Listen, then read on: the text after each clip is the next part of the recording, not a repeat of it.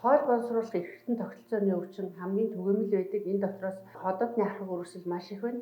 Ходоодны архаг үүрсэл гэдэг нь ходоодны салс архагаар үүрсэж эсийн хэвийн нөхөн төлжилт алдагдсны улмаас бочирхаанууд нь хатангаршиж шүүрэл ялгаруулах болон хөдөлгөөний үйл ажиллагаа алдагдаж үе үе сэтрэх наамжих байдлаар цааш даамжрах явцтай процесс юм а. Ходоодны архаг үүрслийн 90-95% нь бол хеликобактерийн шалтгаантай байдаг. 5-аас 10% нь эмийн болон бусад шалтгаантай байдаг. Ходоодны архаг үүрсэл нь цаашаад хүндэрснээр ходоод дээд гэзний шархлаа үүсэх, ходоод дээд гэзний шархлаа үүссэний улмаас цус алдах, мөн ходоодны хорт хавдар шилжих процесс явагдаж болно. Мөн ходоодноос гадна бусад эргэтэн системийн өвчлөл гарч болдог. Тухайлах юм бол витамин B12 дутагдлын цус багталт, төмөр дутагдлын цус багталт гэх мэт өвчлөл үүсэх магадлалтай.